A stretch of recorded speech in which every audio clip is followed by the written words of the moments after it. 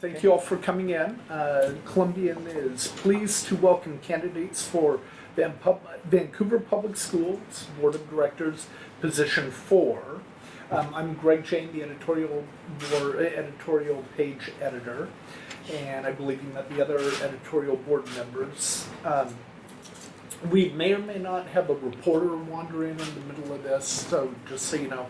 And we are videotaping this. We'll post it unedited on our website for the benefit of our readers. So with that, we will start with introductions. Take just a minute or two, introduce yourselves, give a little bit of background, and explain why you are running for this position. And we'll start at this end of the table. Yeah, awesome. Thank you, Greg, and the rest. Well, everyone, my name is Lindsey Luis, and I am a recent graduate from Fort Vancouver High School.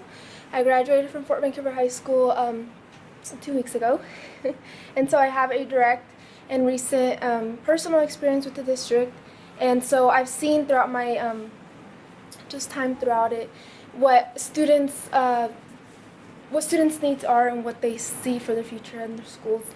And so some of my previous experience has been, I currently serve on the League of United Latin American Citizens National Board, so LULAC. I currently serve as the National Youth President. LULAC has about 130,000 members in their organization. Sorry, I'm a little out of breath.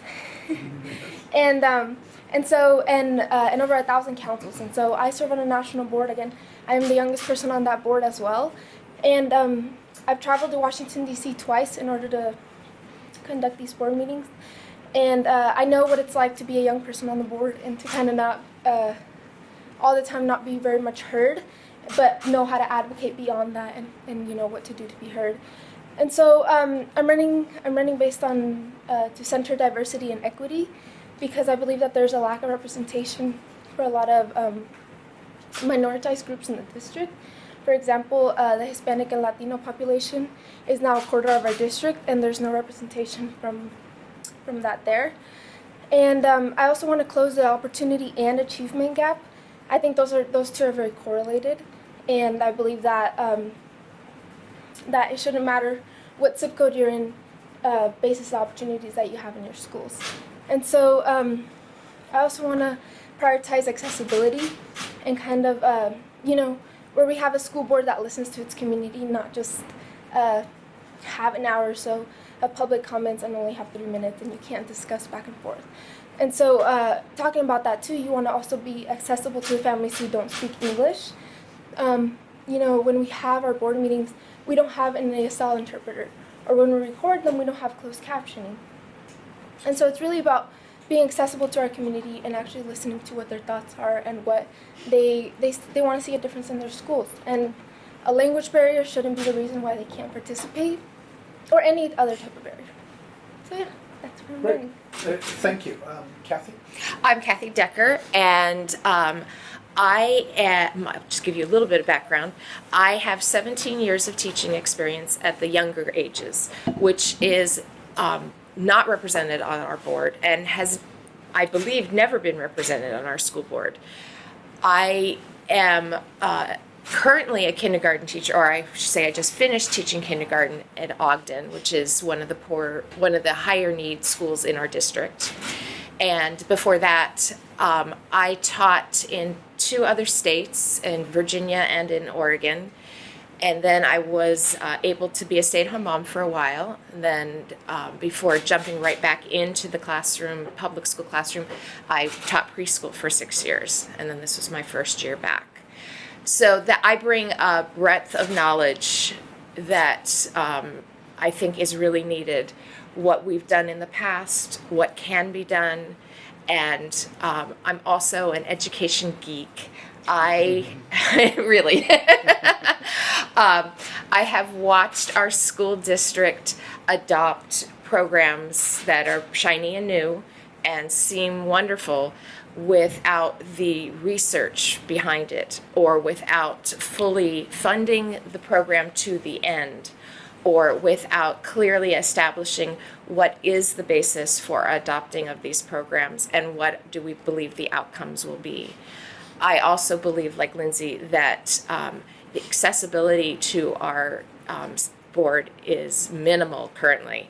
And we do need to adapt programs and ways to allow the community to come and speak with the board, and we need to be, and as a board member, I would want to be listening. I've mentioned previously that I believe that we should have some form of, I call it office hours, that rotate at different locations throughout the year. And so one day we might be at Roosevelt, and then the next week we might be at Skyview, and then the next week we might be at Geyser. Not all of us, but a representative, to listen to not only the students, but the teachers and the parents. And it's a huge factor in a child's education. And I believe that strongly as a teacher, and I would believe that strongly as a school board member. And finally, our teachers are not being listened to on the ground. I'm not talking about the union negotiations. I'm talking about our teachers as professionals, as in what they know about the children that they serve, whether it be the children at Ogden or be the children at Philida or the children at Fort. Those teachers know those. Not only do they know the students, but they know the curriculum inside and out, and they know the families, and they know what those families need. And there is a frustration level among all the teachers that they're not being respected as professionals. Great, thank you. I want to clarify one thing. You said you just finished teaching at Ogden. Do you mean for the year? Are you going to be there? First of all, I cannot be there because you cannot serve as a school board member and be an employee of Vancouver School District. That's a conflict of interest. Okay. Can you imagine if I'd been on the board this year and we were doing negotiations? Right. No, I can Yes. understand that. And I want to clarify that this is an open seat. The incumbent is not. Right. Michelle is resigning tonight, I believe. Great, thank you. I'm sorry, go ahead, Robert. No worries. Robert Stewart. I am a financial advisor, currently, have been for the past 10 years with Columbia Credit Union in wealth management in the industry for about 20 years.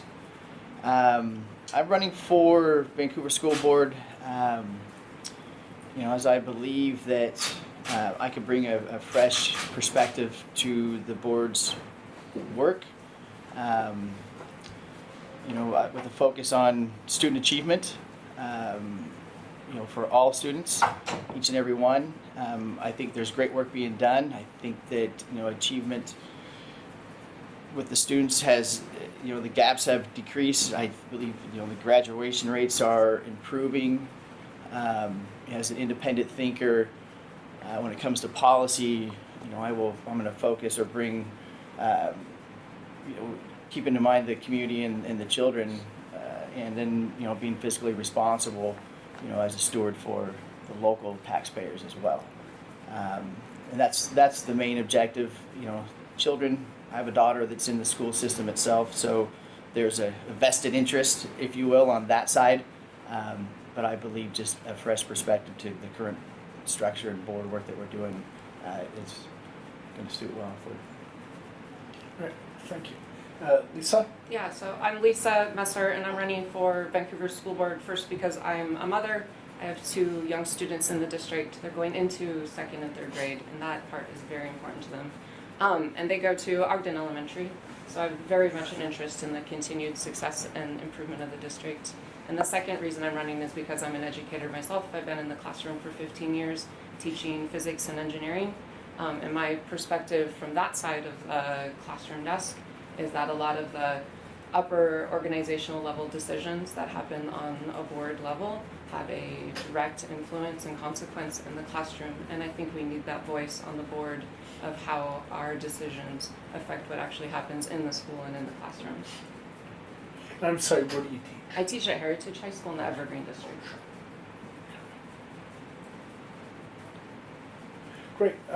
Thank you all again for being here.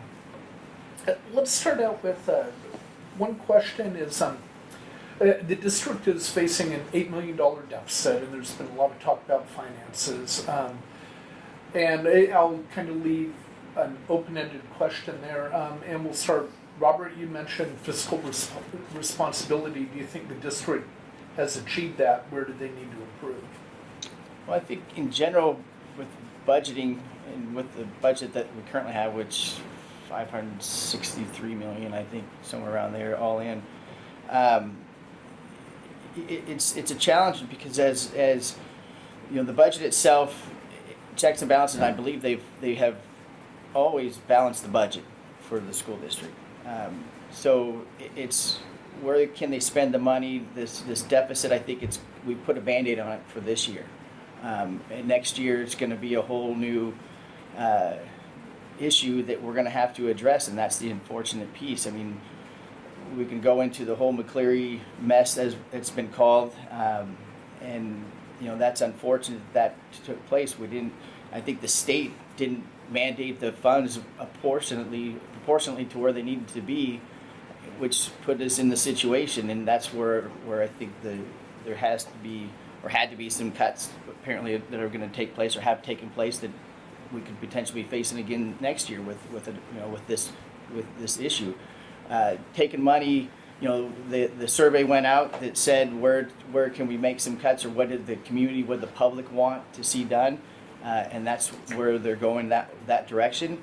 You know, taking some of the money from the reserve fund isn't a great idea. I mean, it had to be done, but you know, it's a third of that 10 million I think that they had in reserve. And you know, when we go back to crediting for new issues for bonds or anything like that hurts our rating, and that also impacts us as taxpayers and what we're going to pay down the road. So we've got to be on the fiscal side. We've got to run the budget efficiently as we can.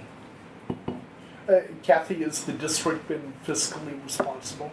I believe in the past the district has been fiscally responsible. I think the district is trying very hard to be fiscally responsible. This is not an easy 2-minute answer question. My concern about the budget issue goes mostly to how it was handled. And by that I mean how open was the board to listening to the community. I know that Camas also has I believe an $8 million deficit. They held multiple community discussion meetings. We did not. As a matter of fact, when we did hold the final discussion meeting that I tried to attend, but I could not get in, we did not provide an arena for people who wanted to speak. We held it at Bates, which is a tiny little place, whereas knowing that this was going to be a community involved experience, it could have easily been held right next door in the Roosevelt cafeteria, which would have provided an opportunity for anyone who wanted to attend and speak to speak. The survey that went out, while it was if it had gone out earlier, would have been an excellent opportunity. We have over 22,000 students in the district, and only 1,200 surveys were returned. To me, that does not indicate that you got a great number of feedback, a great amount of feedback from either teachers, because that also included teachers in that feedback, that you got teachers' feedback and community feedback. So I feel like and this goes to I believe that a greater issue is that we are not reaching out to our community to get feedback and information. Like I said, yes, we've got a budget issue, and we need to be discussing it, and we need to be discussing it openly. Now, there will be a time when it needs to be closed because too many cooks in the kitchen spoil the broth, but we need to get opinions and find out what the community and the teachers hold near and dear, and then come back and say, after reviewing what we've been told, these are the legitimate reasons we have for making these decisions. Lindsay? Yeah, I definitely do think that the district has tried to be physically responsible. They have tried to the best of their ability, but once again, when we see the people who are on this, the majority of people who are on the school board, they have had a connection with the district, a while ago, and so maybe several decades. And so I think that they have tried to the best of their capabilities, but then again, that perspective is missing. I know when that survey came out, I personally tried to see what the survey was entitling, and I saw no openness to have student input. Right at the time, I was a month away from graduation, and so I saw that a lot of these priorities that our district is trying to hand out are not including the students, are not including a youth perspective, again with the teachers and the parents, right? How do we get those surveys out to parents who don't speak English? How do we get those surveys out to parents who may not have internet at home? And so that's an important piece of how we're trying to get community support and community involvement. And so definitely balancing a budget is numbers, and it's important, but definitely there is a strong urgency to have prioritizing be important as well. And so again, with the new perspective on a new board, there can definitely be some different types of perspectives that come together and create a new change, right? Something that we haven't seen before. Lisa? I have to say I've been disappointed with some of the decisions the board has made in the past. The budget for this coming school year, the 1920, is $330 million, which is larger than the 1819 and even the previous year's budgets of $327 million. And the district has maintained an ending fund balance that is larger than their own board policies. So the board policy says right now that we should have an ending fund balance between 3% at the bottom and 8% at the top. And they've been maintaining over 8% for multiple years. So I have to ask, why are we not spending this year's money on this year's students? And why are we collecting tax dollars and not using it? I think it's a little fiscally irresponsible. The McCleary decision that was made with the levy caps and swaps was 2 years ago. The district saw that this change was coming, and they weren't making changes to address it in a timely manner. So I don't think it's necessarily a financial and numbers problem. I think it's a priorities problem. Are we taking care of taxpayer dollars responsibly? And are we setting priorities where when changes have to happen, can we cushion what's happening in the classroom and make changes outside of the classroom first, and then go into what's happening in our schools? So you mentioned that the district could have seen the budget situation coming and didn't prioritize properly. Should they have given out the teacher raises that they did last year, or was that excessive? So when the legislature passes a bill and it's signed by our governor that says this is money for teacher pay, I think it would also be irresponsible for them to not put a significant amount of that into teacher pay. So I think that was a fair decision. As an educator, we went about 7 years after the recession without even a COLA. That starts to get hard, especially as your cost of living goes up, our healthcare goes up, and we're not getting increases. So I think it's completely reasonable for the teachers to be like, hey, the government gave us this money. I think we deserve at least some of it. So again, this is a priorities problem. It's not a numbers problem. So where are we deciding to put our money, and where are we going to make choices as far as moving that money around? Robert, were the teacher raises in Vancouver, was that reasonable? You know, I don't think there's any debate that we want our educators to make a good competitive wage. A 15% increase, immediate increase, you know, on a one-time hit means you've got to make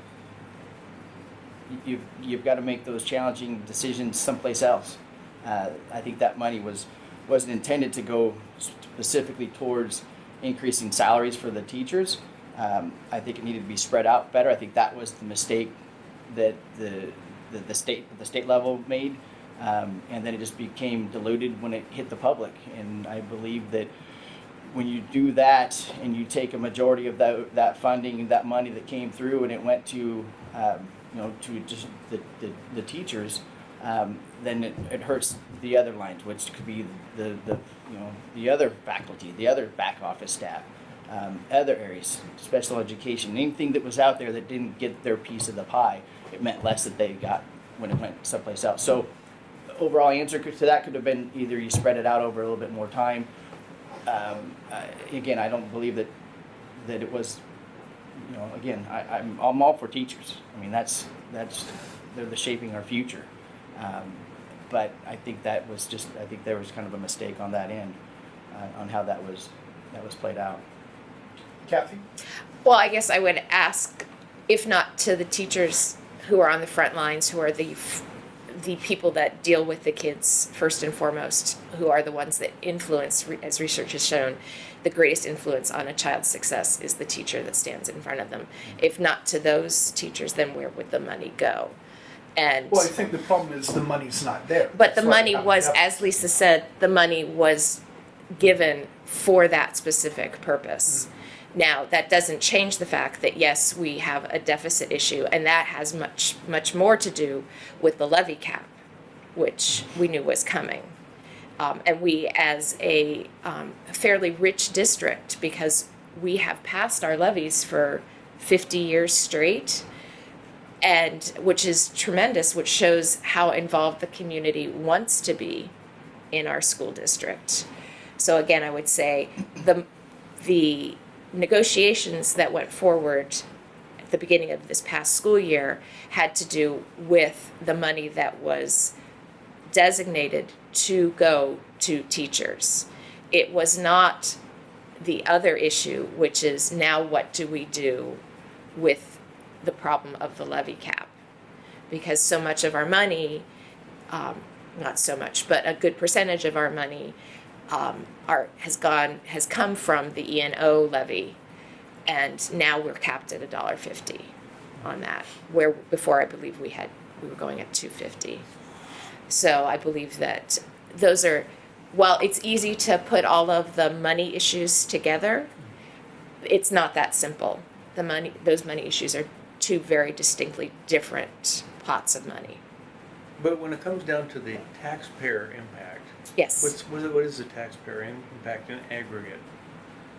So can you explain more about, So you had some shifting going on between state and Right. and local funding, but ultimately it comes down to the tax bill of the local taxpayers, isn't it? yes, it does, but the McCleary mess,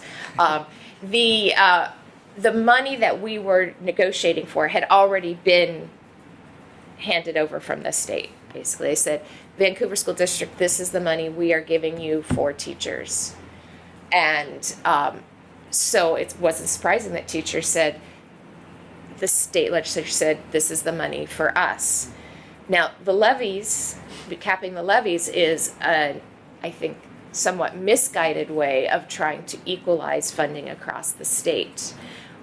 I was in Oregon before this. I saw Oregon do it, and yes, PERS is a part of the problem in Oregon, but we don't equalize education by bringing all of the school districts down to a certain level. We should be bringing all of the school districts up to a certain level.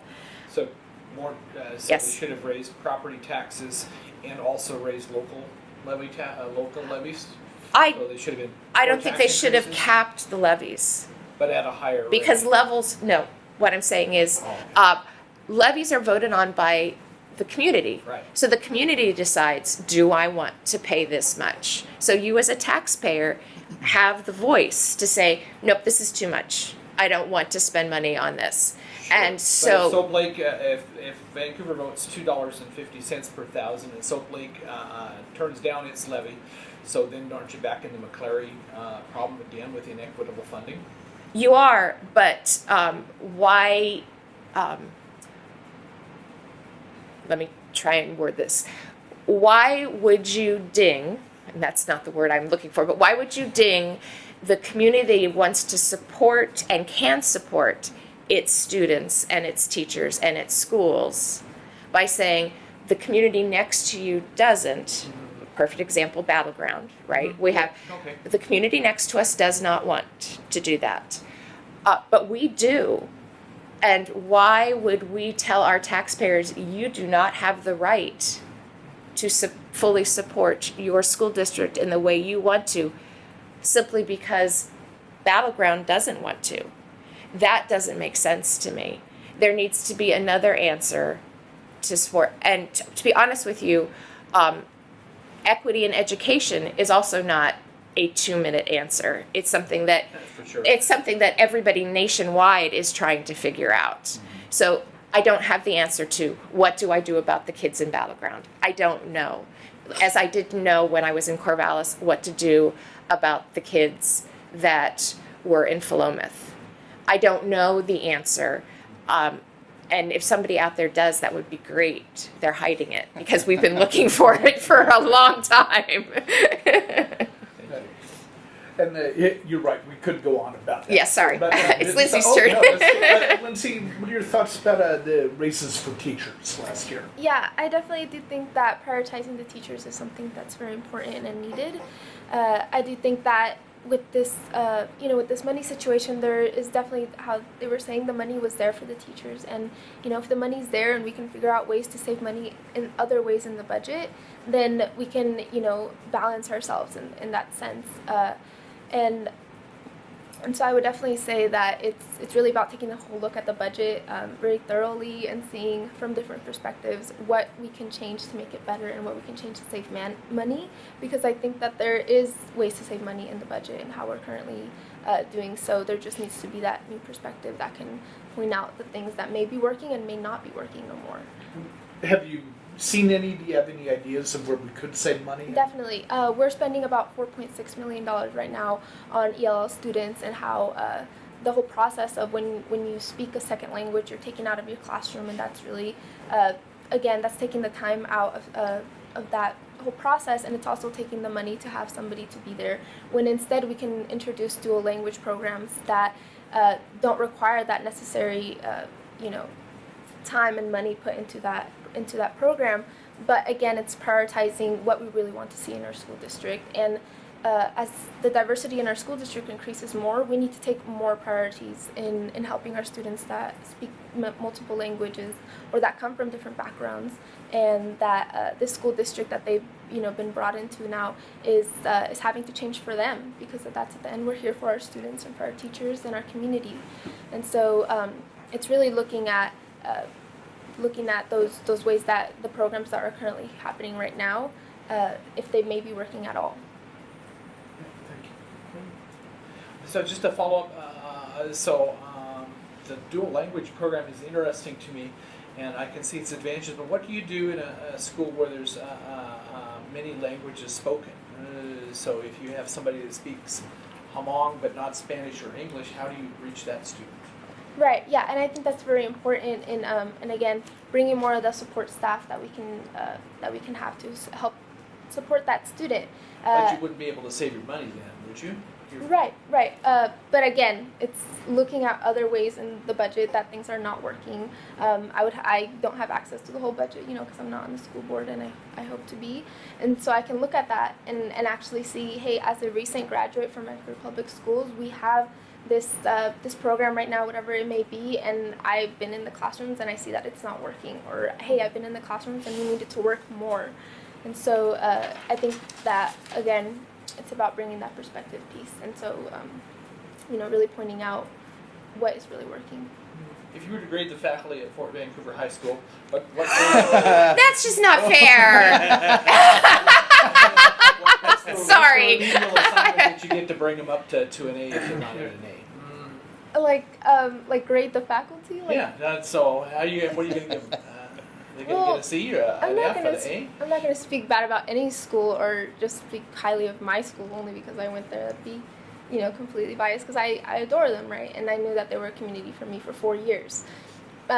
I would definitely say that they have been the more supportive in what they try to do, and they're being a model for what our district may be in the future.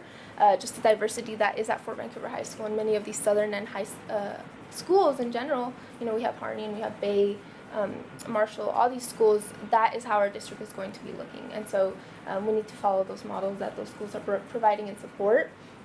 But I would definitely give them an A for support. Thank you. That's pretty good. Yeah. That's good. That's good. Those teachers at Fort work really hard. Well, it'd be hard because you're trying to reach people from different cultures and backgrounds, and Right. they're at a different place in their education. So I think that would be a hard job to be a really good teacher. Right. Yeah. And speaking of teachers, Lisa, I'm curious, and on your campaign on your website, you refer to seeing how the district treated teachers in August, we need new leadership.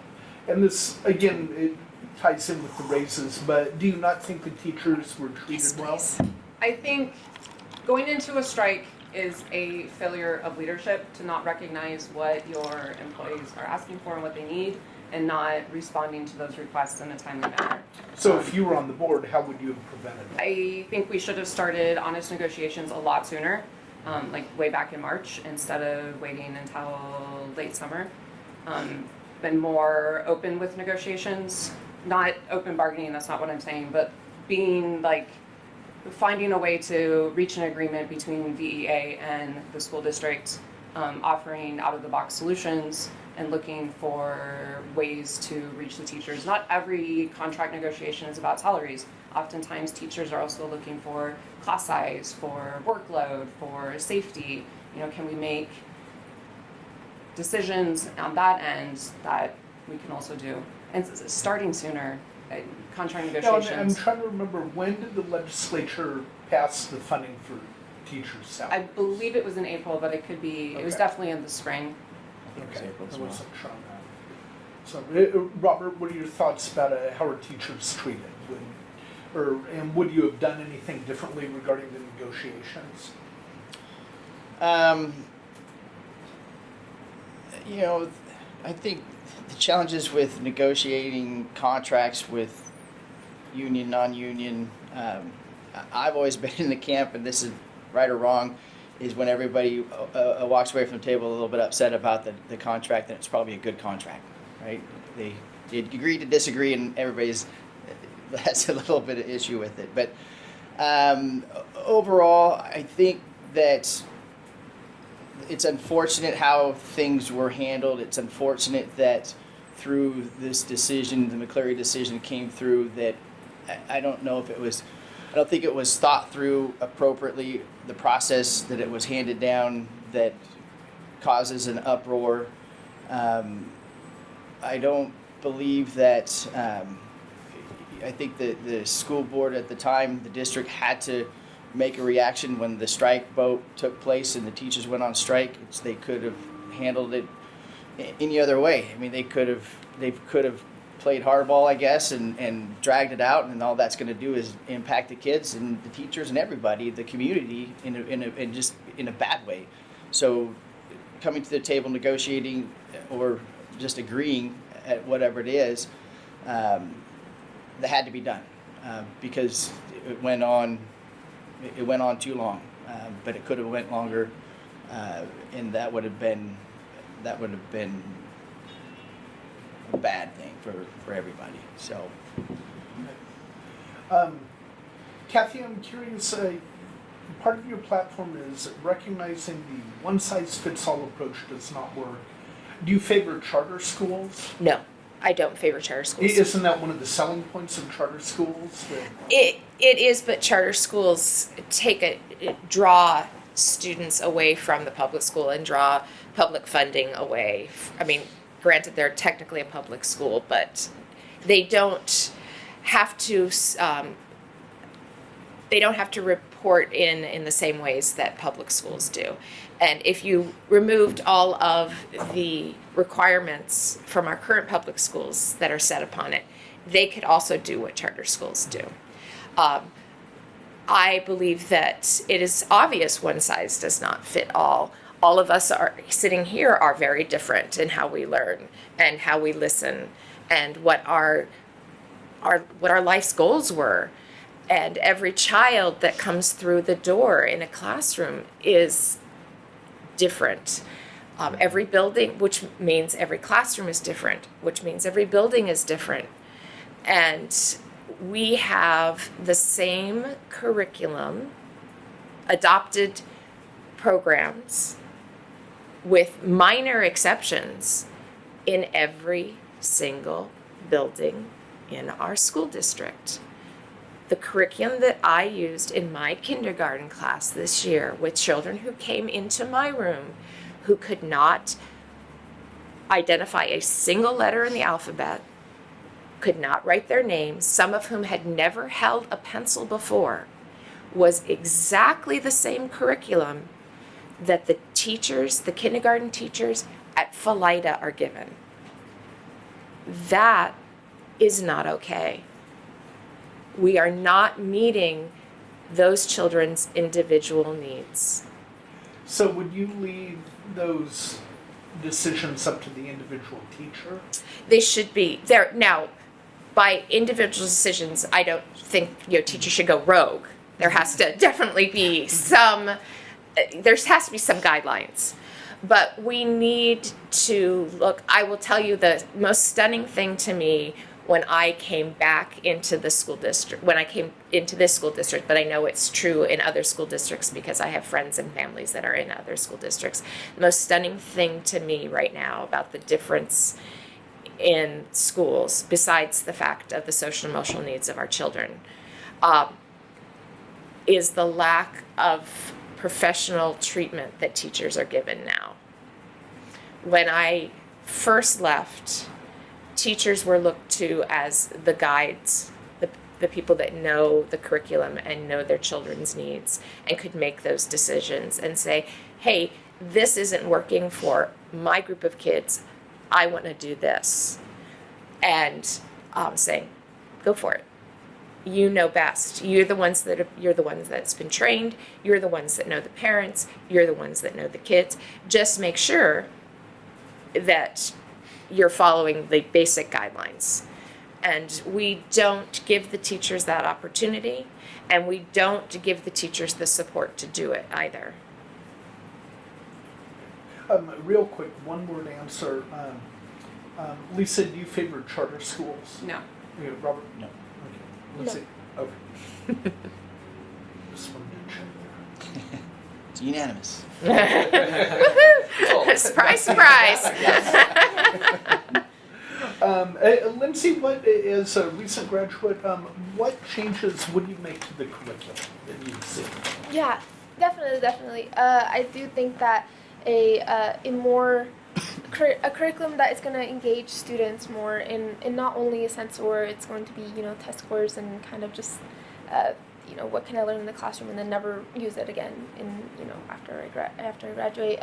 Something that comes to students more and can actually connect with them in their experience. I would really like to push ethnic studies, and that we only don't have to have one class at one high school in the southern part of our district that teaches African American studies for it to be just the wow class of our district. I think that it should be throughout the district, and especially in those schools that have that population and that would like to not only go to school and just learn numbers and letters, but also learn something that is valuable to them in their persona.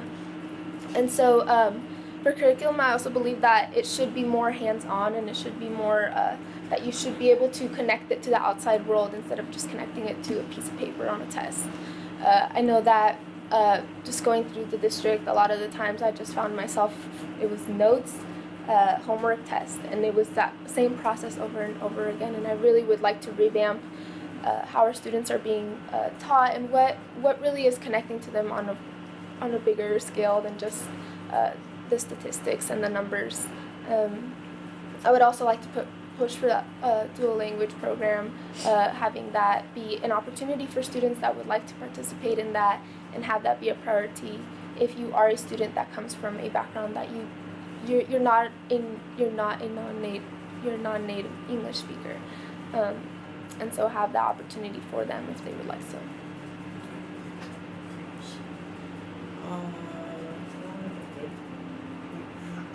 Then I think we'll move along. Give us your final pitch of why voters should support you, and please mention any endorsements that are notable. We'll start at this end this time. Yeah, so I'm Lisa Messer. I think I'm the most well-rounded candidate out of the four of us. I have young children, so the whole family and the young students. I work with high school, so the high school end. I've had leadership roles and dealing with budgets.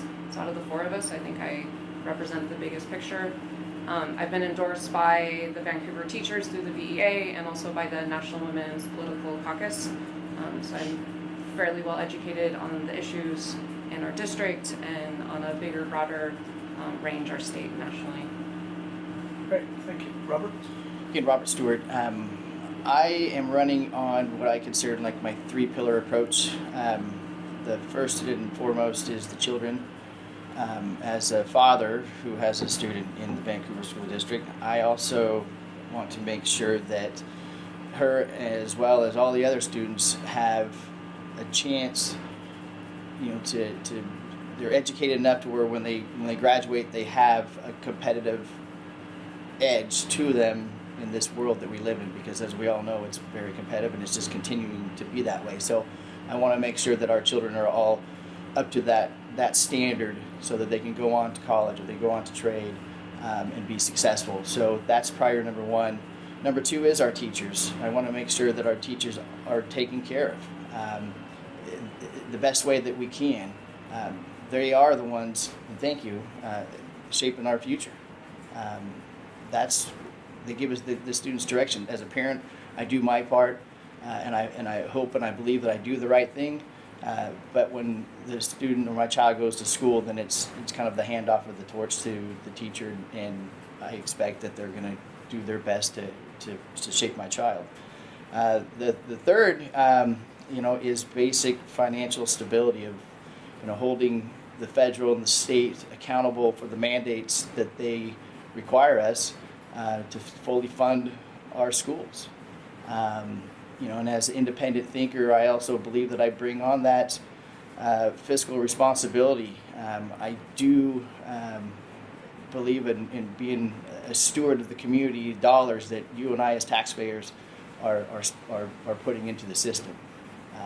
And then, again, just being an independent thinker based on policy and directives that are out there, I can make those challenging and difficult decisions to be made. Thank you for inviting us. And I believe I actually bring the most unique viewpoint. I am, as I said, an early childhood educator. And I know and I'm also an educational geek, as I mentioned before. I know the research and the clear path to how to close that achievement gap starts at the very beginning stages. We're waiting until middle school and high school to worry about it, and that's not where we should be doing it. We should have that achievement gap closed before they even hit middle school. I also am a parent with students, 2 that have graduated and 1 that is currently in the Vancouver School District. So I have navigated this school district for several years, and I know where I've stumbled as an involved parent. So I can only imagine, as an involved parent who's educated and who speaks the native language, I can only imagine if I didn't have experience in the schools and I didn't speak the language, how I could find where I need to get that resource, or I could find about the programs that were going on in this school district. And I have such a passion for doing what's right for the kids. And I know that the people that are behind doing what's right for the kids are our teachers and our parents, and they need to be involved, and we need to be reaching out to them. Thank you. Lindsay? Definitely. I do believe that many of these perspectives that are here as candidates today have been already heard on the board. If I am elected, I will be the only person of color to serve on this board, and including, thinking about our diversity in our district. I think that's a very important perspective to have. I also believe that youth perspective and having somebody that has had a recent, a direct, and a personal experience with our district is very important. I can tell you what's been in the classrooms since as of 2 weeks ago, and as of my time in the district. And so I also believe that perspective is missing, and I could fulfill that. And definitely, way beyond this race, I want to leave a legacy for another position on the board, somebody that can serve as a youth representative for the board. I think that you shouldn't have to run a whole campaign at age 18 just to be heard as a student and as a youth. And so I want to leave this legacy, if I were to be elected onto this board, for having a position that the school board at that moment can be together and work together with that youth perspective, and have somebody on right next to the board making the decisions and talking about it, because I think that perspective is very important to have on a school board. And so if I were to win your vote, I think that I can serve as those two very long needed perspectives that have never been seen before on the Vancouver School Board. The three of us neglected to say endorsements, and I think, Oh, right. sorry.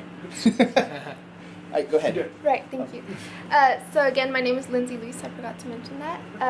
I have also received the VEA Teachers Union endorsement. I have received the endorsement from the LULAC Adult Council 47013 with my time in being very involved in LULAC and a civil rights organization. And I believe those are my two most notable endorsements. Okay, thank you. Anybody else want to mention? I have no endorsements as of Okay. yet. Individual endorsements, City Council Bart Hanson, Billy Henry from Northwest Blind Associates, Sherry Faulkner from the YWCA President Board, Don Rhodes, Steve McDonough, BBJ, and then just individuals, Dorothy Baker, Okay. stuff like that. Great. Well, thank you all for joining us. Thank you. Thank you very much.